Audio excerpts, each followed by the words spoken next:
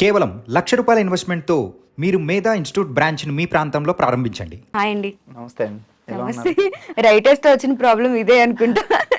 నమస్తే, ఎలా ఉన్నారు? బాగున్నానండి. మీరు ఎలా ఉన్నారు? నేను సూపర్. తిట్టనంటే ఒక మాట చెప్తాను. అయ్యో చెప్పండి. మా తాతయ్య గారి పేరు కూడా అడ్డగల్ కొండలరావు గారు. సీరియస్లీ?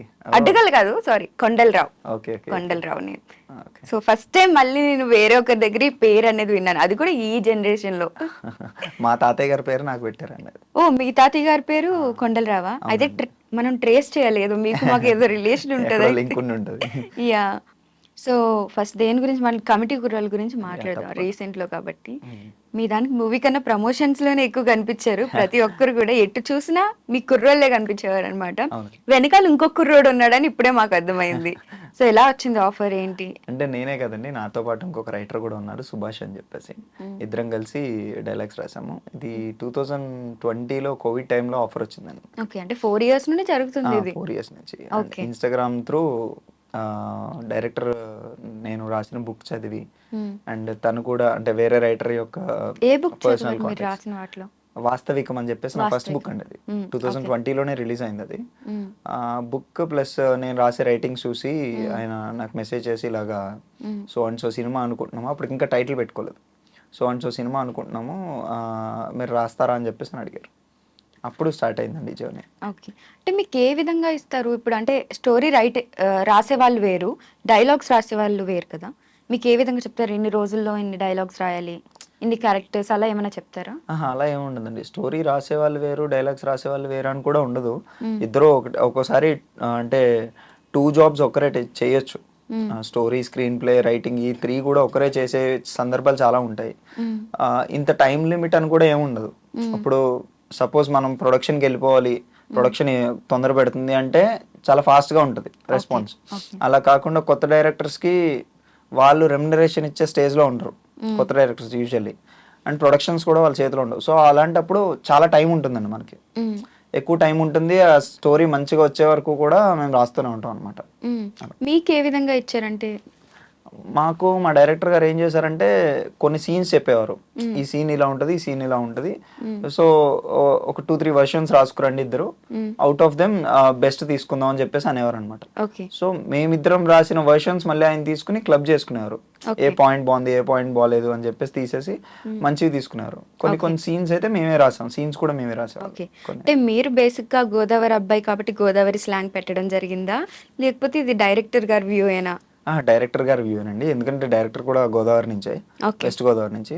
సో ఆయన మమ్మల్ని పిక్ చేసుకోవడానికి one of the reason Godavari slang. మాకు గోదావరి స్లాంగ్ మీద కొంచెం పట్టుందని చెప్పేసి ఎక్కడికో బయట వాళ్ళకి వెళ్ళడం ఎందుకు, రూట్స్ నుంచే అంటే రాయడమే గోదావరి స్లాంగ్లో స్టార్ట్ చేద్దామని స్టార్ట్ చేశారు. బేసిక్గా కొన్ని సినిమాలకి ఫస్ట్ మాటలు రాసేసుకుని తర్వాత స్లాంగ్కి వెళ్తారు. సో అలా కాకుండా స్టార్టింగే మేము స్లాంగ్తో స్టార్ట్ చేస్తాం. సో అది చాలా యాడ్ అయింది. కమిటీ కుర్రోళ్ళు అని కాకుండా గోదావరి కుర్రోళ్ళు అని పెట్టుండాల్సింది. డైరెక్టర్ గోదావరి నుండి, రైటర్ గోదావరి నుండి, మొత్తం అక్కడ 11 మంది అబ్బాయిలు ఉన్నారు, అందరూ గోదావరి సైడ్ నుండి. ప్రొడ్యూసర్ గారు కూడా గోదావరి నుండి, నేను కూడా గోదావరి. మొత్తం గోదావరి.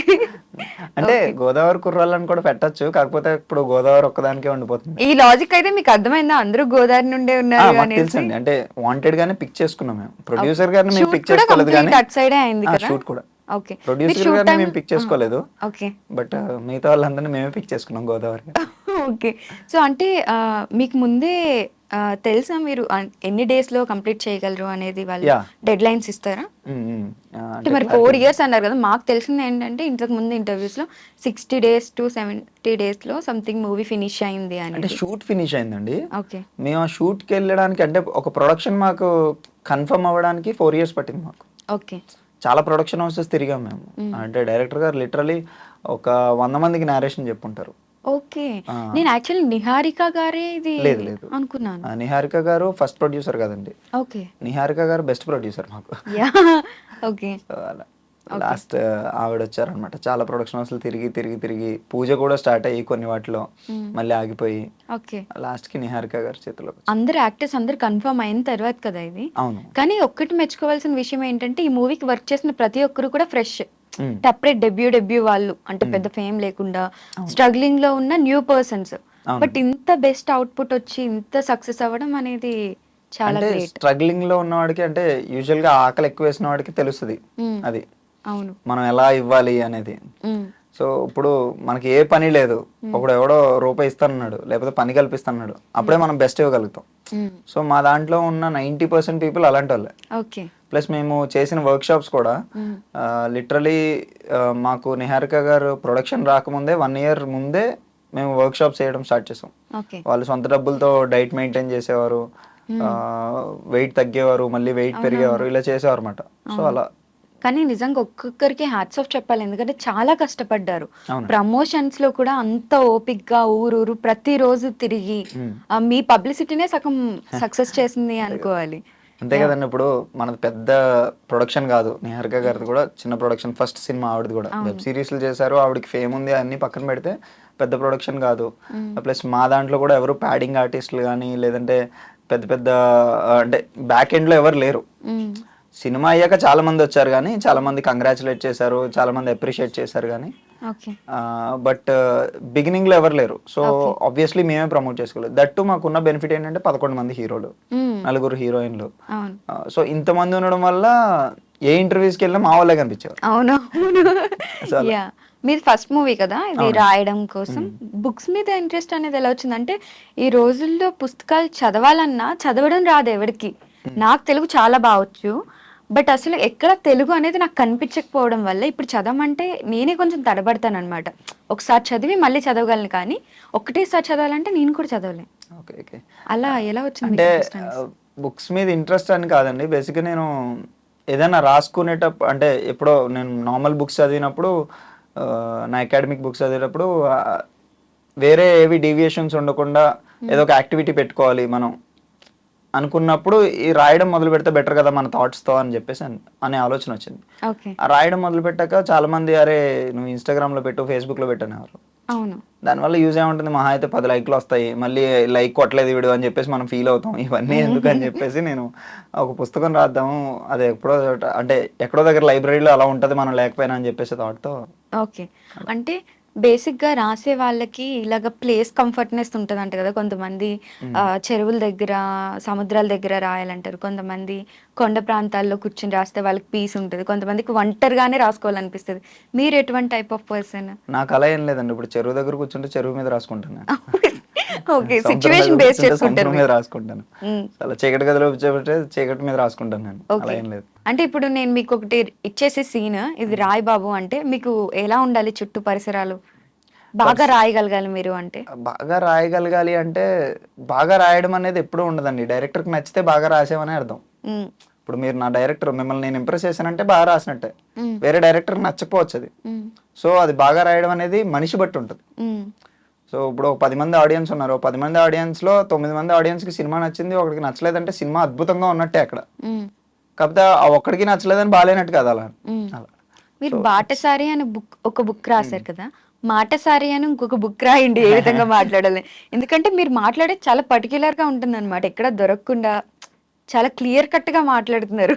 అలా ఏం లేదు. ఓకే. సో ఫస్ట్ బుక్ ఎప్పుడు ప్రింట్ చేశారు? 2020లో. 2020లో. అప్పటికి అంటే ఇప్పుడు మీ ఏజ్ ఎంత? 28 అన్నప్పుడు. 28. ఏ ఏజ్ లో రాసింది? 2020 అంటే అరౌండ్ 4 years బ్యాక్, 24, 23 yearsలో. ఇప్పుడు రాసే వాళ్ళకి ఛాలెంజెస్ ఏంటి బేసిక్ గా? రాసే వాళ్ళకి ఛాలెంజెస్ ఏంటంటే రాయడం అంత కష్టం కాదనిపిస్తుంది నాకు. ఇప్పుడు మీలో ఆలోచనలు ఉంటాయి, నాలో ఆలోచనలు ఉంటాయి. ఆ ఆలోచన పెట్టడం పెద్ద కష్టం కాదు, దాన్ని అర్థవంతంగా రాయడం అనేది కొంచెం కష్టం. అంటే ఏ పదాలు మనం పిక్ చేస్తాము అనేది కొంచెం కష్టం అనిపిస్తుంది. ఇవన్నీ పక్కన పెడితే బుక్ పబ్లిష్ చేయడం చాలా కష్టం అండి. దాని తర్వాత ప్రమోట్ చేయడం ఇంకా కష్టం. ఇప్పుడు మీరు కమిటీ కుర్రోలు సినిమా తీసుకుంటే మేము సినిమా బాగా చేసేసాం, మీరు అన్నట్టు అంత లెవెల్ ఆఫ్ ప్రమోషన్స్ అయిపోతే మా సినిమా వెళ్ళేది కాదు ఎవ్రీ కార్నర్ కి. సో సేమ్ థింగ్ బుక్ కూడా. బుక్ రాయడం, పబ్లిష్ చేయడం కంటే ప్రమోషన్ చేయడం చాలా చాలా డిఫికల్ట్ థింగ్. ఓకే. మీ స్టెప్స్ ఏంటి అసలు? అంటే ఫస్ట్ అంటే ఇప్పుడు యాంకరింగ్ చేస్తున్నామంటే ఫస్ట్ గెస్ట్ దగ్గరికి వెళ్ళాలి, మాట్లాడాలి, గెస్ట్ కన్ఫర్మేషన్ వచ్చింది, తర్వాత ఇంటర్వ్యూ పెట్టుకోవాలి, అయిపోయిన తర్వాత పబ్లిష్ చేయాలి. ఇలా మీ రాయడం నుండి పబ్లిష్ చేయడం వరకు స్టెప్స్ ఏంటి? యూజువల్గా నేను ఫాలో ఏదైతే నేను ర్యాండమ్గా రాసుకుంటానండి. అంటే పర్టికులర్గా ఇది రాయాలి అని ఫిక్స్ అవును, ర్యాండమ్గా రాసుకుంటాను.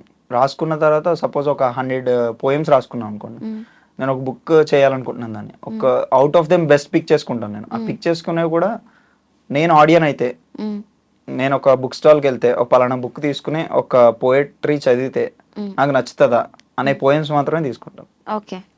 సో నాకు నచ్చిందంటే నాలాంటి పర్సనాలిటీస్కి చాలా మందికి నచ్చింది అనే భావంతో ఉంటాను అనమాట నేను. సో అవి పిక్ చేసుకుని ఒక వర్డ్ డాక్యుమెంట్లో దేంట్లో అన్న పెట్టి, సో దాన్ని మళ్ళీ కరెక్షన్స్ చేసుకుని ఎడిటింగ్ చేసి దెన్ ప్రింటింగ్ ఇప్పిస్తాం బుక్ని. దీనికి కాపీరైట్స్ కూడా ఉంటాయి. కాపీరైట్స్ కూడా యాజ్ ఎ పబ్లిషర్, నేను ఇప్పుడు పబ్లిషర్ కూడాను. సో నేనే అప్లై చేసుకుని దెన్ పబ్లిషింగ్ ఇచ్చి ప్రింటింగ్ ఇచ్చి అది అయిపోయాక ప్రమోషన్స్ చేస్తాం. ఓకే. సో ఇలా